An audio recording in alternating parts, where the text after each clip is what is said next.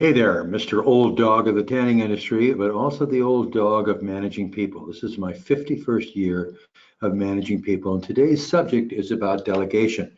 And I'm talking about it because so many of the salon owner clients I've talked to, they really don't feel like they're getting a lot of production out of their payroll, out of the employees that they have working for them. And a big part of it is that managers need to be trained more on how to delegate work. So today's subject is the dedication to delegation. I have a big mini book on the vault that if you're a vault member, that you can get there. I say a mini book, it's probably 40 some pages on how to delegate, how managers should be better at delegating. Managers or owners should be better at delegating to their staff. So that's what today's subject is. This is kind of a mini teaser webinar, if you will, to bring you to the vault to get all the information you need on delegation. So let's talk about this subject because it's germane, I think, to just about everybody that has employment out there. Now, I want to first talk about a little bit of my background in the 51 years. In corporate America, I worked for CBS Music, which was the forerunner of Sony Music, was an executive with them for years, as well as with a little company called Target. But I was an executive of 5 Fortune 500 corporations. So through my career, I've managed thousands of employees, and particularly my career over the last 29 years of working in tanning, that's also been thousands of employees as well. My management career began in 1968. I managed a large drugstore. I was only 21 years old. I don't know if I should say I managed it or I mismanaged it, because I learned a lot, not just academically, as far as getting an MBA in HR management, but I learned a lot from getting my butt kicked by not being good at what I was doing in managing people. So I've made a real science study of this, and I've been doing it for a long, long time. So I hope today this will help you a little bit. Also in the vault is the last book that I wrote called The Game Changer, and it's all about motivating people, particularly in the tanning salon industry. It's not a long read. It's about 190 pages. It's yours free when you join the vault. You can download the e-copy of it. Now, let's talk about delegation. Proven HR industry research, SHRM, which SHRM is Society of Human Resource Management, shows that we only get about 30% of the potential of our employees' efforts. 30%. That's not an awful lot. And that's not just the tanning industry, that's a lot of industries, but I think it's particularly bad in tanning for a number of different reasons. I think part of it is that we don't give the employees in the salons enough to do. We don't bring them in as partners in what we're trying to do. I don't mean in financial ownership, but I mean getting them emotionally to buy in on running the store. We typically give the responsibilities of the store over to a store manager. We walk away and we let her manage it, but we don't give her a lot of help on how to get productivity out of the employees that work for her. And this subject of productivity today is delegation. Excuse me, a little coffee here. Okay, 30%, think about that. And let's say that SHRM for the tanning industry, they don't understand it. And maybe we get 40%. Still, if you think of, there's a lot of time that people are sitting behind a counter on a stool, probably doing this instead of doing things that they're really excited about doing. Can you get people excited about deep cleaning? It depends on how you partition it out to folks and you make it their hobby item of what to do. But that's a whole different story about training and the monitoring and managing of people. Right now, let's stick with delegation. Maybe the greatest weakness among salon managers is that their inability, it is salon managers' inability or lack of effort at increasing employee productivity. I think sometimes managers and owners are just happy that people show up. I think it's reflective in their interviewing sometimes when metaphorically we answer two questions. Is your heart beating and can you start tonight? Now, I'm not trying to make a joke out of that, but I just think we don't get enough out of the people that we hire. And you can say, well, maybe if we paid more. Now, I will tell you that in a webinar, and I've got on the vault, I have 58 webinars on there. And one is interviewing and hiring for rock stars, I believe is one of them that's on there.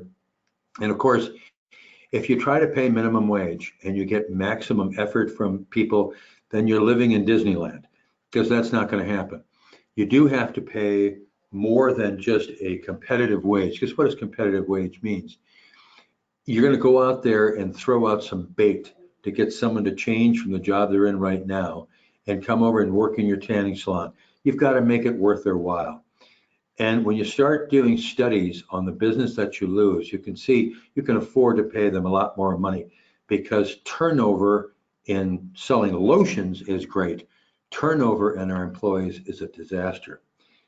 I had a client last year, their average employee stayed with them 13 weeks. That was it.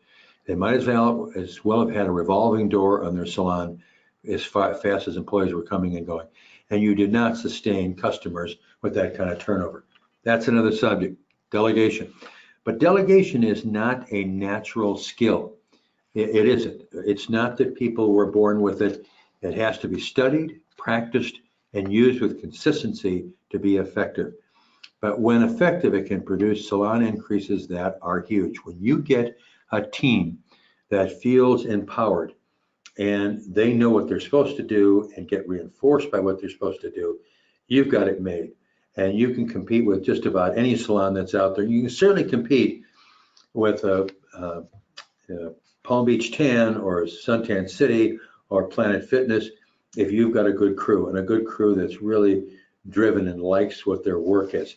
So, but what we have today is a crisis in low employee productivity. And so, but let's talk about why delegation is so bad. Delegation is so hard for managers and owners because sometimes owners and managers are just plain burnt out in this business. I see people that occasionally get out of the business because they're burnt out. And I understand that. I think they're burnt out because they're trying to do too much themselves. They don't accept that they need to have people that are emotionally invested into the business, into being a salon consultant or a shift manager or an assistant manager or a manager, whatever. So they're suffering from burnout. They feel that they don't have time to delegate, which is kind of crazy, oxymoronic. I don't have time to delegate. I don't have time to delegate because I don't delegate. They fear mistakes their employees will make.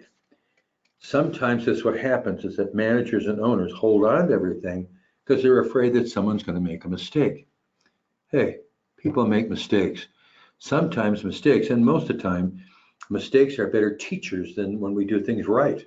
So I'm not saying that we want to encourage people to burn the salon down, but we want to encourage them to take the initiative. And they make a mistake, okay, that's kind of the cost of tuition, if you will, of training to be a good salon employee. They prefer to do the work themselves. Some people are that way. They just say, no, I want to have the satisfaction of doing this myself. So I'm going to try to keep everything onto me.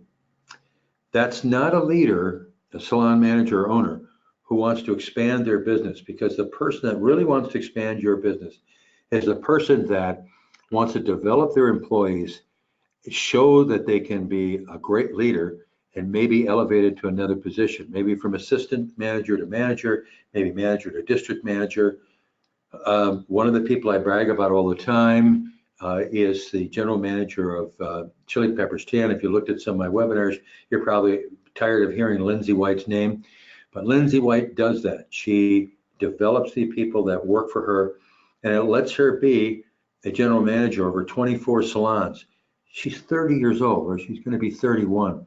She's a remarkable performer, and she's great because she allows someone to mentor her, and that's terrific. Okay, so she doesn't prefer to do the work herself. She delegates it out, and of course, she gives people the guidance of what they're supposed to do. Or they say they don't want to deal with employee resistance for added work. People are afraid to give people delegated tasks because they think they'll resent the boss for giving them more work. That's poppycock. Usually employees' morale goes up when they have work that's delegated to them that is explained is significant work for the salon, and it's given to them the opportunity to show how well they can perform. So you got to get away. If people truly resent getting this added work because you've delegated something to them, then you probably haven't handled the delegation right, or it might just be that you've got a person that you don't want to keep around because they're not a team player. They also fear that they'll be surrendering their authority. They feel sometimes by giving tasks to other people that they're giving away their authority. You don't give away your authority when you delegate.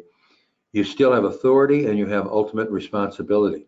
But the way to delegate is not always to tell a person exactly what they're to do every step of the way. You want to tell them what the outcome is, and you want to give them some freedom, give them some suggestions to how to get to that outcome, but you want to give them some freedom to maybe change a few of the steps. Initiative is wonderful, and we should really employ initiative whenever we can. This is when you go to the dedication to delegation in the vault, you're going to see a whole bunch of backup on this. This is just give you a few ideas. They might fear that they're creating a competitor. I get this every once in a while. Well, if I let somebody have too much to do, then I may be creating my own competitor. That's really a very low self-esteem. You want to look at developing this person. They may be the reason that you get pushed up into a higher job. If Lindsay or people like Lindsay that I've worked for feared that, they would never become general manager of a multi-million-dollar tanning salon business. A little coffee there. Okay. They might fear that they don't have the proper training skills, and a lot of times they don't. When it comes to delegation, I think it's probably one of the last things that salon managers get trained, along with leadership. And that's what I'm trying to help with, is trying to help people develop their leadership skills, and one of those is delegation. They delegate sometimes tasks to the wrong people, which become a disaster. Again, I'll cover that in the book. You have to pick the right person, but you also have to monitor what's going on to avoid a disaster. Because if you avoid a disaster, the tasks don't get done, but also you may be taking what was a good employee and make them a terrible employee now because they feel defeated because they couldn't accomplish what you wanted them to do. And it may be that managers just have poor communication skills. We are in a business where this is the way most people at tanning salons, most managers communicate. They send a text to somebody, whatever. There's not enough face-to-face interaction time. Text does not communicate emotions or passion and the belief in another person and what they can do. So these are just some of the reasons why delegation doesn't happen. So, and this is what I was starting to say about before. We're in the tanning industry, we're in a crisis. This is a crisis of low employee productivity. When I look at some of the sales numbers of some of these salons, it just frightens me how a salon can stay open with per 10 averages and LPA and EFT sales ratios that are just right there in the crapper. I don't get it how they can stay open.